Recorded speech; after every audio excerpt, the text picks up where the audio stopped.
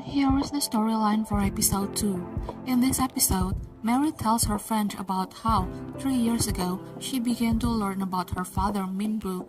3 years prior, her friend had brought her mother's photo album and inside there was a photo of Minbu. Although it was an old photo, Mary was certain it was her. Shortly after, Mary visited an art exhibition where she saw a photo of a little girl and was convinced that the little girl was her. She felt sure because she vividly remembered her childhood memories of being photographed by Minbu. Once Mary learned that Minbu owned the photo, she started seeking information about him and eventually managed to contact him, meaning Mary and Minbu have been in communication for the past 3 years. Now, after recounting all of this to her friend, Mary recalls that Kang Se was the one who gave her a copy of the photo.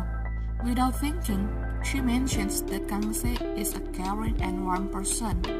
Mary returned home quietly, intending to tell Sira about Minbu's upcoming return to Korea. But she kept silent. She hesitated to discuss Minbu with Sira because Sira deeply resented him. Later that night, a friend of Mary's who works at a convenience store asked Mary to cover her shift from night until morning in exchange for double pay. Mary agreed because she needed to earn as much as money as possible.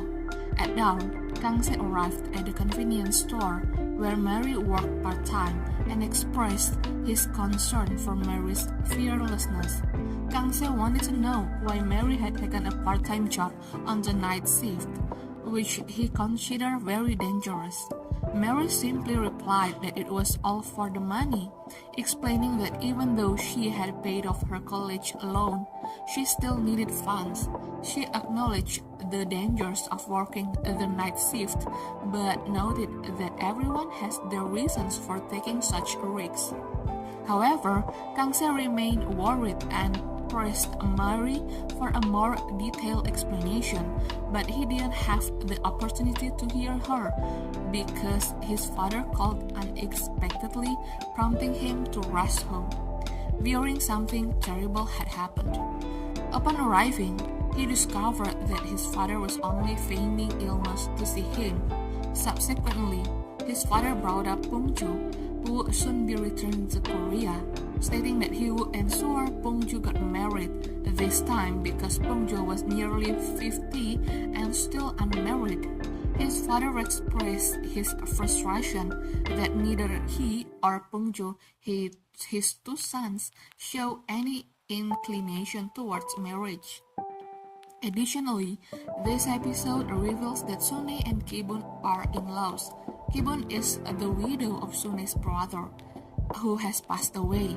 Kibun has a rather stern and reserved personality, appearing to dislike discussing Mary, even though Mary is her granddaughter-in-law.